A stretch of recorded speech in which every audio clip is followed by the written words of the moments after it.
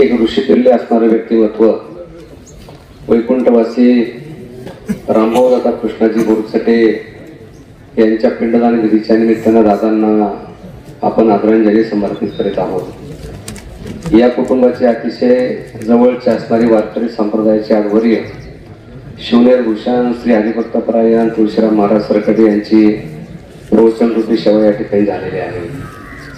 खरं तर रामूदादांचा जीवनपट काही शब्दामध्ये काही वेळामध्ये मांडणं ही अतिशय अवघड गोष्ट आहे। ज्या गोष्टी आपल्या सगळ्यांना माहीत आहेत त्याच्या पलीकडच्या सुद्धा अनेक गोष्टी रामूदादांच्या जीवनामध्ये त्या ठिकाणी घडलेल्या आहेत। रामूदादा यांनी आपल्या आयुष्याची सुरुवात त्या ठिकाणी ट्रक ड्रायव्हर म्हणून केली। रामूदादा स्वतः ट्रक चालवायचे। खेड तालुक्याचे माजी आमदार स्वर्गीय नारायणराव पवार यांची देखील ट्रक असायची आणि दादांची एक ट्रक असायची। दोघांच्या ट्रक त्या ठिकाणी महाराष्ट्रामध्ये त्या ठिकाणी मालाची वाहतूक करताना मागे पुढे त्या ट्रक चालायच्या। ट्रकचा व्यवसाय करत असताना दादांनी आपल्या बेले गावामध्ये स्वर्गीय मास्तर बाबा गुंजाळ यांचा केळीचा व्यवसाय या भागामध्ये होता। दादांनी केळीचा व्यवसाय आपल्या परिसरामध्ये सुरू केला आणि शेतकऱ्यांना मदत करण्याचं त्या ठिकाणी काम केलं।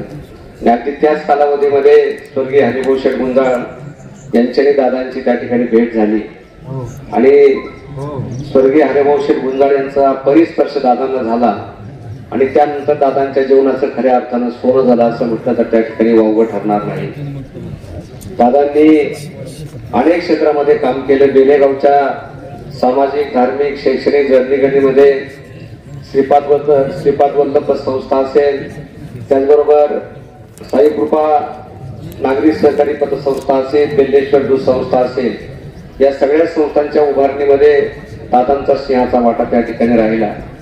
नेतृत्वाला संधी मिळते तालुका स्तरावरती जिल्हा स्तरावरती, परंतु एकदा माणूस मोठा झाला की मातृभूमीकडे त्याचं दुर्लक्ष होतं। पण दादांनी बेले गावाकडे कधी दुर्लक्ष होऊन दिलं नाही। बेले गावच्या साठी जे जे काम करणं गरजेचं आहे ते काम दादाने त्या ठिकाणी निश्चितपणे करण्याचा प्रयत्न केलेला आहे। दादा वळसे पाटील साहेबांनी वल्लभ शेठचे अतिशय जीवाभावाचे त्या ठिकाणी मित्र आणि कार्यकर्ते होते। वळसे पाटील नगर जिल्ह्याचे पालकमंत्री असताना ज्यावेळेला साहेबांना नगरला जायचं असायचं त्यावेळेला मला फोन करून सांगणार की मला रामूदादांना तुम्ही सांगा डबा करून द्यायला। म्हणजे संध्याकाळी 6 वाजता इथून डबा घेऊन जाणार नगरला, तो डबा दादांचा जेवण करणार आणि कधी नगरवरून उशिरा येणार असतील बनसरला त्यावेळेस सुद्धा फोन करून सांगणार की दादांच्या इथं जेवणाची व्यवस्था करा। दादांनी सुद्धा वळसे पाटलांच्या साहेबांच्यावरती आणि वल्लभ शेठ बेनके साहेबांच्यावरती मनापासून त्या ठिकाणी प्रेम केलं। आता राजकारणामध्ये आपण अनेक मंडळी या ठिकाणी काम करतो। दादांचा एक स्वभाव त्या ठिकाणी मला अति मिस्किलपणे ते त्या ठिकाणी बोलायचे। अगदी गंभीर झालेलं वातावरण हास्त्र कसं करायचे दादांना त्या ठिकाणी अतिशय चांगल्या पद्धतीने अवगत होतं। दादांना आता नेताजी दादा इथं बसलेत, दादांना मी सहज विचारलं, म्हटलं दादा तुमच्याकडे ड्रेस किती आहे? तर म्हटले असतील 15-20 ड्रेस माझ्याकडे। तुम्हाला कल्पना नसेल कोणाला रामूदादांकडे किती ड्रेस असायचे। रामूदादांकडे जवळपास 80 ड्रेस होते। एकदा पुण्याच्या टिपटॉपला ड्रेस पाठवले की सावकार शेठ पिंगट या गोष्टीचे साक्षीदार आहेत की ते 40 ड्रेस एकदा घेऊन जायचे, तिथे इस्त्रीला द्यायचे आणि पुन्हा संपले का ते पुन्हा 40 घेऊन यायचे, इथले पुन्हा 40 त्या ठिकाणी द्यायचे।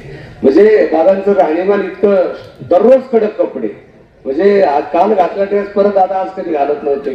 कडक कपडे आणि एकदम दुर्बाबदार असणारे देखणं असणारे व्यक्तिमत्व आज काळाच्या पडद्यावर गेलेलं आहे।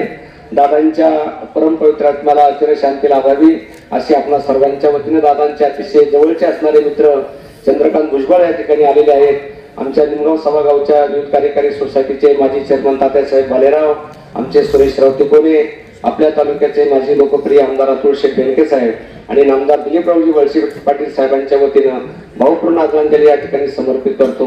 आणि 2-3 दिवसामध्ये नामदार दिलीपरावजी वळसे पाटील साहेब सदाभाऊची आणि त्यांच्या कुटुंबाची भेट घेण्याच्या निमित्ताने या ठिकाणी येणार आहेत, हे या निमित्ताने सांगतो। हरिओम तसं।